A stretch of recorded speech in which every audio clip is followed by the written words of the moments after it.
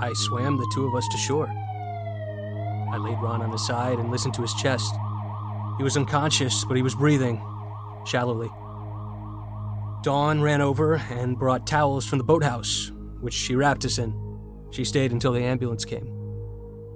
The medics thought they were there for both of us, but when I explained what had happened, they said they would only bring Ron to the hospital. They wouldn't let me ride with him. I watched as they tied him to a stretcher. Everything happened so quickly. Dawn said she would drive us to the hospital, and I must have agreed because all of a sudden, we were in her car. What exactly happened? We were rowing the last 200 meters and Ron passed out. I acted on impulse and got him out of the boat. Then what? And I don't know.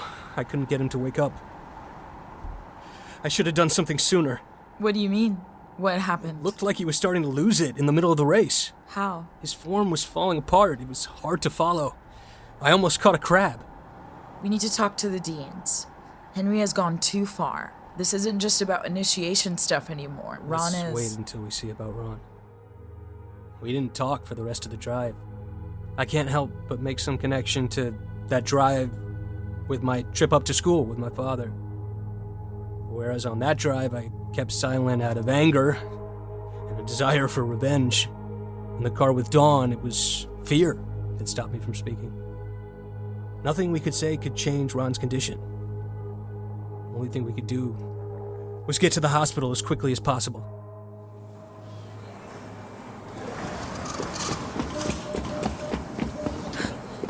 Is Ron Ferry here? Let me check. Yes, he's being seen. You can wait here, but it'll be a while before he can have any visitors. That's fine. We'll wait. We waited for hours. I wasn't thinking about the race against Birchwood. I assumed we'd lost. Then the receptionist asked where I was from. She scoffed, and I understood she meant that Alderbridge students were all too common at the hospital's ER. By the late afternoon, they told us Ron was in a stable condition, and we could see him. Come in. Hey, Ron. It's Dawn and Greg. How are you doing? Doctors say the infection was so bad it gave me sepsis. Jesus. Yeah. I mean, if it had been left untreated much longer, I would have had my hands amputated. Oh my God. They told me I could have died. I should have listened to you and gone to the medical center. They say the infection affected my lungs. I can't row for the rest of the season. I'm so sorry, Ron. Captain forcing you to cut up your hands didn't help. Hey, Greg. Thanks. I don't know what would have happened if you hadn't got me out of the boat. Too late. Not to save my life. Did we at least win? I can appreciate Ron's resilience now, but at the time, it just made me feel worse. Why couldn't he be as mad at me as I was with myself? How could he think about the race when he almost died? I'd almost killed my only friend, and apparently, murdering teammates was some kind of family tradition. My dad hadn't called me back, and when Dawn dropped me off at my dorm later that night, the room felt so empty without Ron. I ran to the boathouse, not knowing what to expect, just that I needed to run.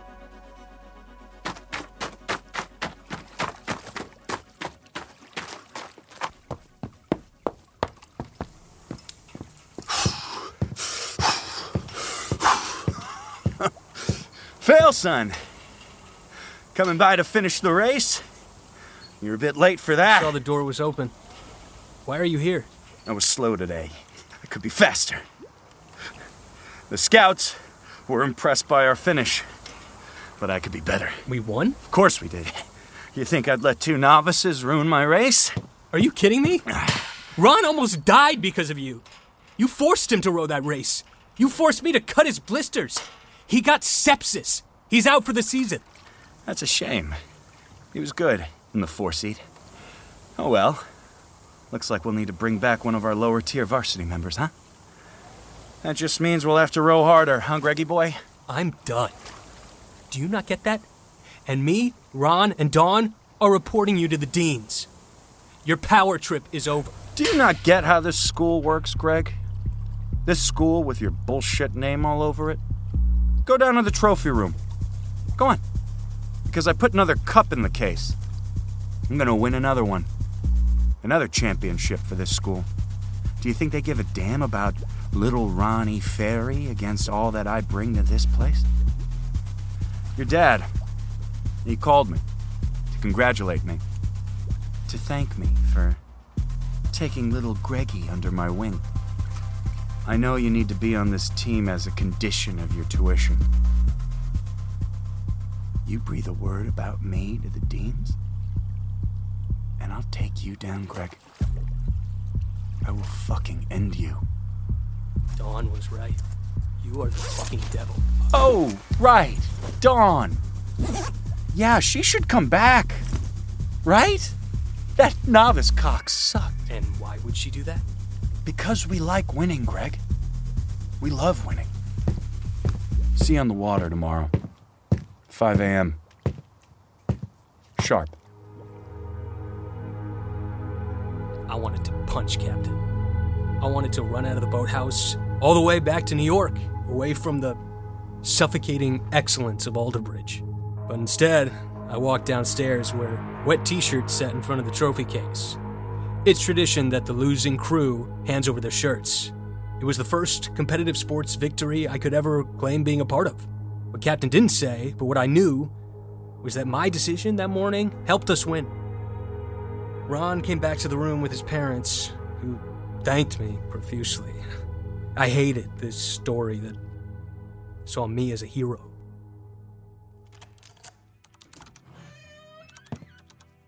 How was the doc?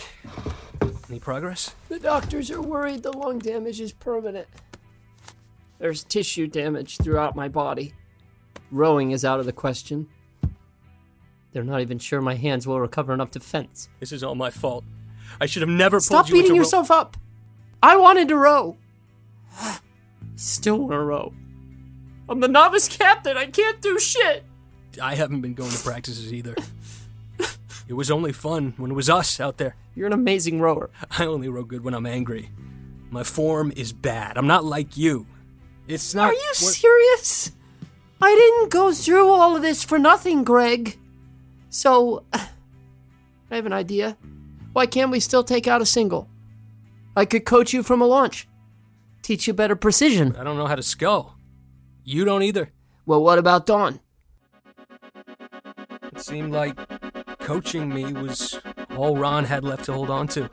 He and Dawn put me in the stroke seat of a pair. That required me to switch from port to starboard, which was an adjustment, but with time, I got used to it. I kept my distance from the varsity 8, and despite what Captain had threatened, I hadn't heard a word from my dad about how I'd left the team. I wonder if Captain somehow knew about my night training with Dawn and Ron, if that was enough for him, or if he simply knew I'd be back. I never went to the deans about Captain either. Dawn, Ron, and I joked that being Captain was punishment enough. I was regaining some sense of joy for it all. That was a great final piece. Dawn, why don't you get back into rowing? Because then I wouldn't have time for you clowns. Stop! You want me to get pneumonia and go to the hospital again? He's a fragile boy, Don. We have to be careful. We still have to wipe this down before the end of the night. The championship is coming up in a couple weeks, Greg. Would you consider returning to the team? I don't know. I hear their boat is fast and they're winning. You're graduating soon. Ron can't row. I wouldn't want to pass this season anyways. They're winning, but not by much. And their times are slower than last year. Slower than when you joined us in the boat. Captain would never say it, but he needs you. Who knows? You could be the next captain. Jesus. And get some branding on my back like you? You told me once you wanted a scar. Yeah, but from like a fight, not a satanic club. You know, Greg, there'll be scouts at that final race. Maybe you could distinguish yourself. I could throw another rower out of the 8, make it my specialty. Seriously. Some of them are from Cambridge and Oxford. You could get out of here. Start something new. Leave Ron behind? Ron will be fine, right, Ron? Of course. You could transfer too. Study math or whatever, one of those places. My family doesn't have that kind of money. Maybe I just got us all ahead of ourselves. I'm just saying, this season doesn't need to be the ending. Can we get this thing in quick and have a beer? Did the infection kill your liver too, Ron? I can drink. Just a couple. Lest you two go full captain and try to operate on my spleen. I had been avoiding thinking about the team. My father had reached out and said he'd be at the championship race, which was being held in Boston on the Charles River. So he didn't know I'd quit. Things were starting to feel better. Training with Ron and Dawn and keeping rowing separate from the rest of my life. Except, as the championship drew nearer, so did the pull towards getting back in the boat. I showed up to practice a week before the race, and it was just like Dawn said. Captain let me back in, no questions asked. Except he moved me to the 7th seat, right behind him. Well, whatever the reason, it worked. I followed Captain, and we were fast. I was even feeling hopeful on the eve of the championship. Then, the night before the race, my dad arrived. Haha, son, you're looking well. Rigging the boats for tomorrow? Hi, Dad. This is bringing me back.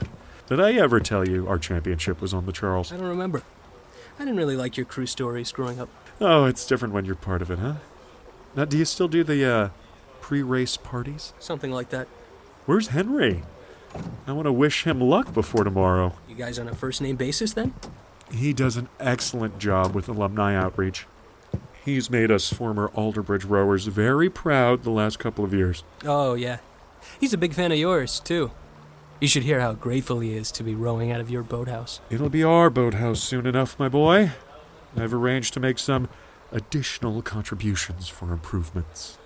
How generous. Let's go for a walk, Greg. You can ask me your questions, the ones you've called about.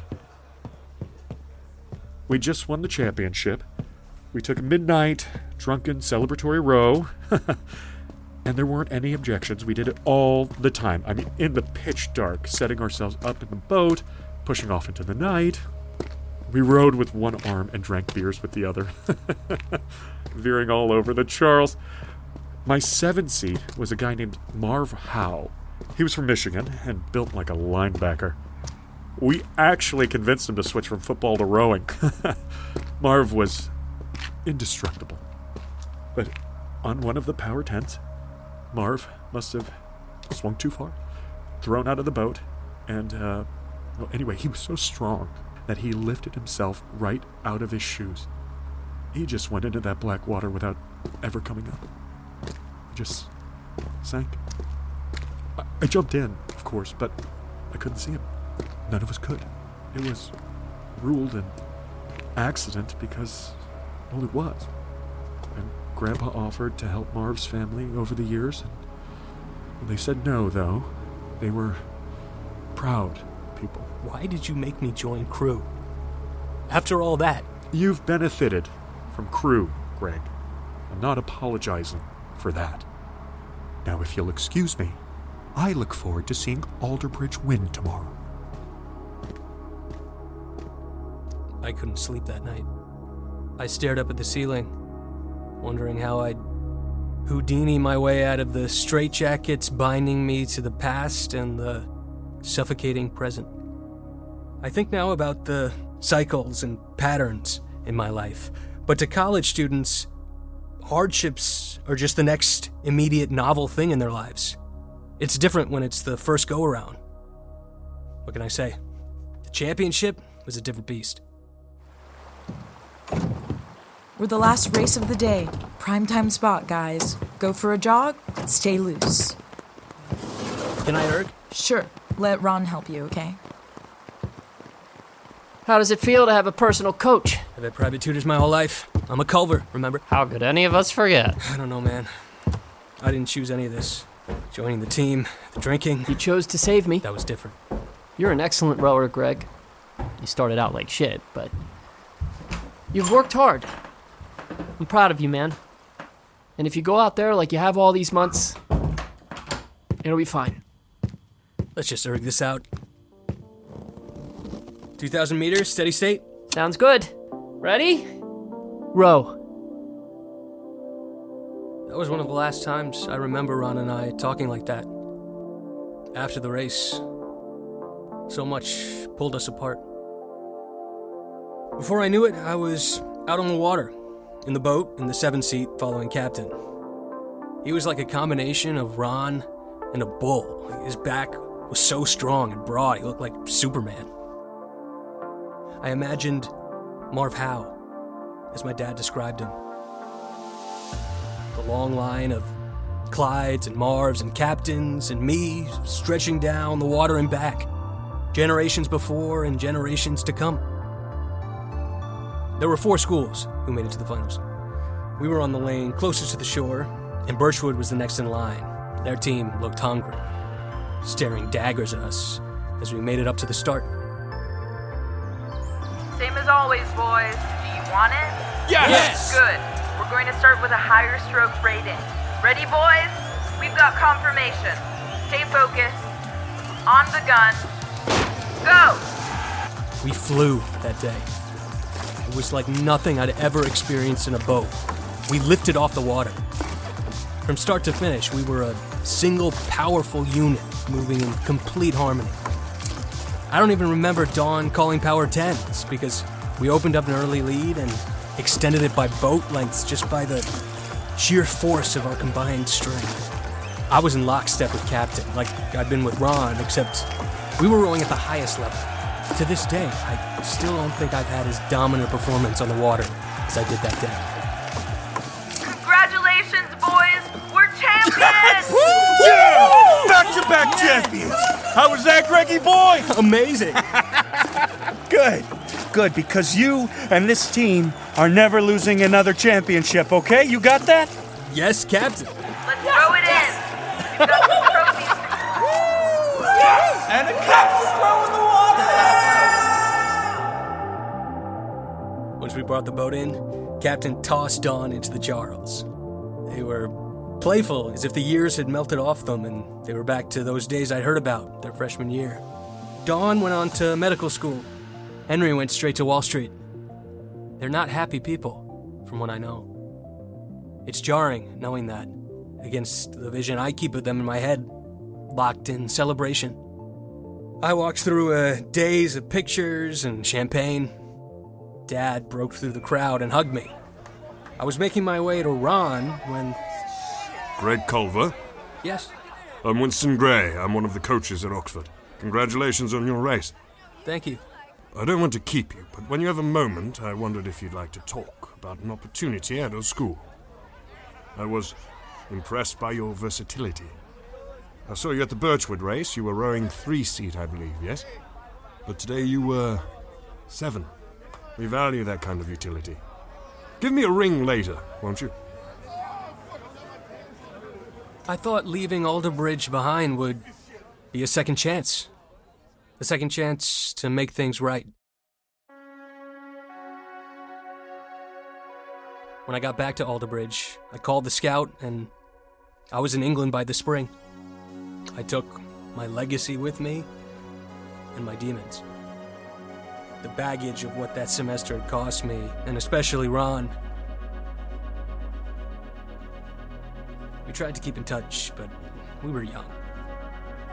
Ron inevitably got enough strength back in his hand to recommence fencing, but not as he had before. And to my knowledge, he didn't row again.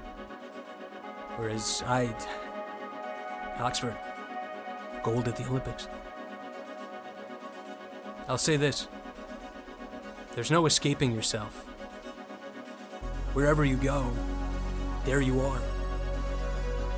And for me, always, there is Ron. Off to the side, clapping and cheering, just out of frame.